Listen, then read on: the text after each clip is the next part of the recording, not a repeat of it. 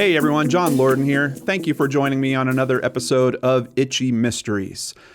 So, has Netflix found its next Making a Murderer? It seems like a golden prize that so many people are reaching after time and time again. To be honest, I don't know that I've seen it quite happen yet, but there's a lot of people that think Evil Genius might be the one to actually do it. Does it? Do I agree with that assessment? Let's talk about it. So the full title of this film is Evil Genius, The True Story of America's Most Diabolical Bank Heist. The synopsis for it over at IMDB is extremely brief. The extraordinary story of the pizza bomber heist and the FBI's investigation into a bizarre collection of suspects. Is that a fair synopsis from my point of view? Not really. Especially about the FBI's investigation. There are aspects of the FBI's investigation that come into it. Obviously, one of the people that you'll spend the most time with is an investigator. Actually, two of them, if I recall correctly. It's certainly an aspect of this.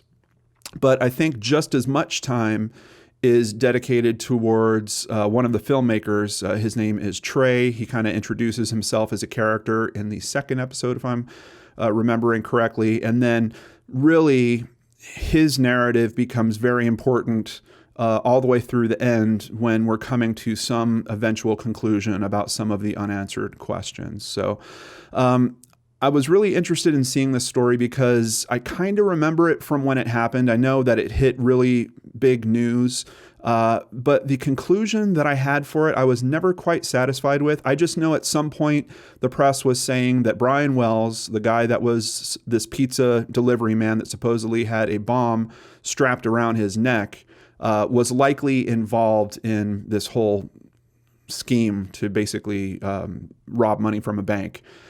Using this bomb that was on him. If you're unfamiliar, I think it was also kind of notorious because if I remember right, some of the channels were actually airing when the bomb went off and ultimately killed him. So there was also some noise, I think a few years later, when a film was produced that was a comedy that was kind of based on some of the events of that as well. Really tactless in my opinion, but so what does Evil Genius have going for it? Let's start there. First of all, it is a mini-series. It's 4 parts. If you watch them all together, it runs 3 hours and 11 minutes. So it is binge-worthy. I am seeing people, well, it's bingeable. The question of, is it really binge-worthy or not? I don't know. For me, it wasn't. For me, it took me several days to watch it all. They do try to have these hooks kind of at the end of every episode to pull you into the next one, a lot like Making a Murderer did, but the hooks weren't that deep that I was, like drawn, I got to keep going. I got to go right into the next one on this. And keep in mind, I need to watch stuff to do this particular show for. So it was especially telling for me that this wasn't something that I just fired down all in one shot. So bingeable at 3 hours and 11 minutes, yes. Binge-worthy for me personally, didn't really nail that mark.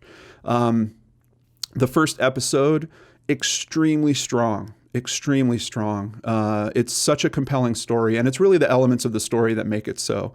But outside of that, they get good interviews. They have some interesting shots. Cinematography is well handled all throughout all 4 episodes. Access to people that matter is really good. There's some people that, they were trying to get involved in the production and for one reason or another, they couldn't, and it's understandable. But the access that they ultimately do wind up getting, I'm fairly impressed by. I think they did a good job on that front. Music wasn't really particularly noticeable for me, so it's a good thing, typically, if I don't notice music. I do have to say, and apparently I'm not the only one to think this. I did look through some of IMDb's comments, and I have to say, largely, people seem to really love this miniseries. There's a lot of people that are rating it a 10 on IMDb. The people that aren't quite that in love with it are all noting the same thing, and it echoes something that I was feeling about this piece as well.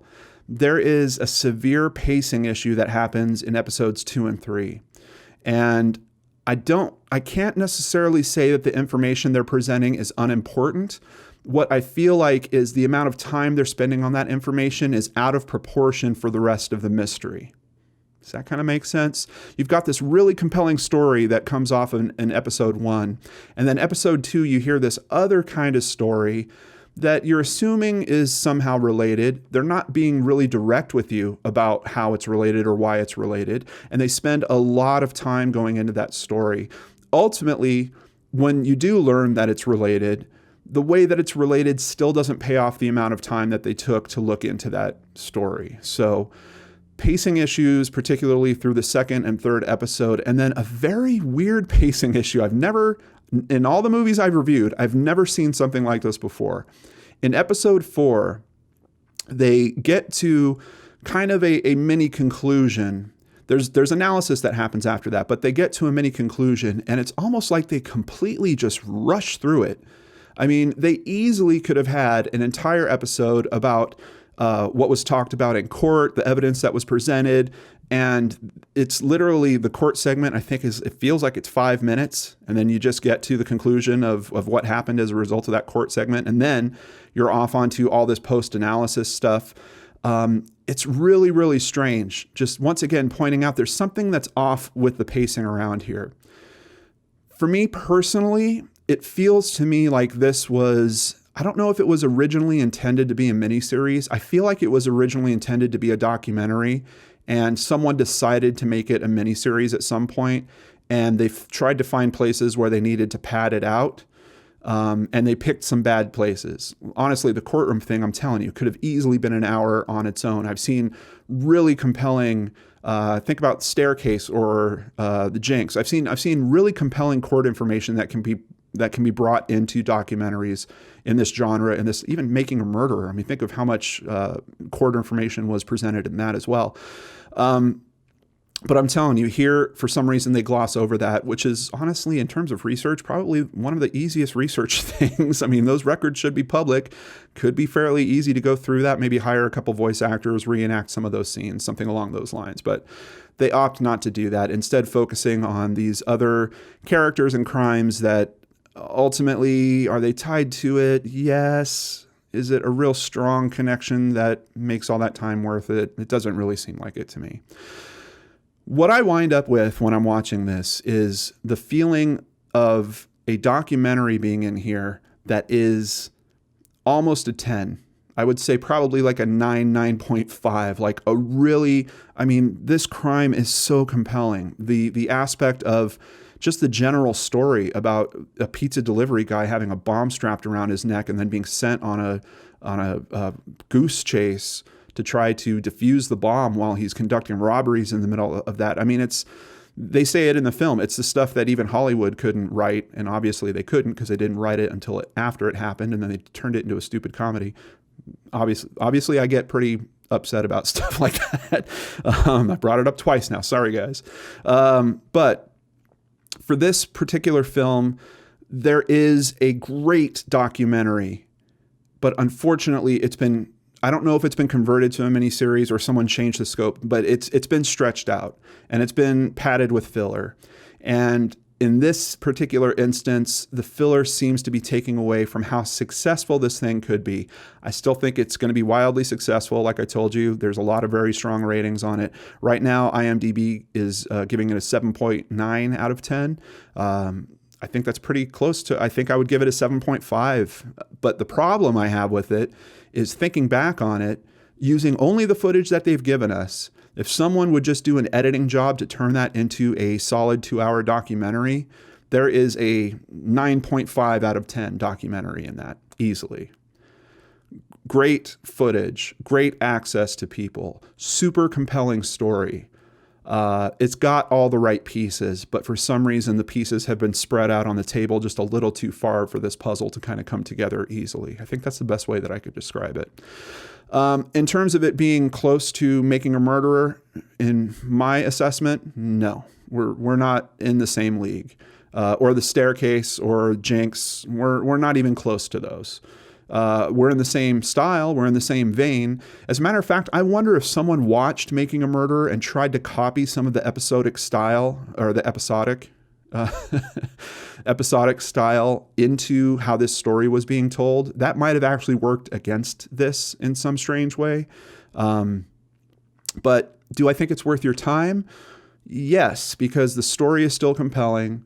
It does leave you with some questions that it kind of points you towards an answer, but it's not a solid answer. It's still debatable. And of course, those are the types of mysteries that I love the most, because it leaves it up to me to do more research if I want, go into things, look into things more deeply to try to come to my own assessment. But let me be clear, Trey in particular tries to lay out his argument for a particular conclusion that he comes to very strongly. And he lays out a very compelling argument.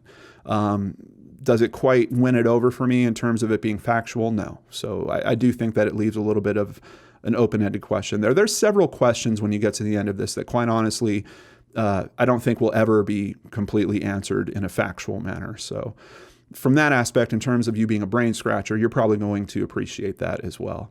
It's on Netflix. If you have Netflix, you're going to watch it. Let me just put it that way.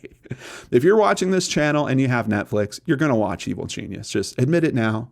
Sit down. If you've got 3 hours and 11 minutes, go for it. If you don't, take it episode by episode like I did. It's definitely enough to keep you interested.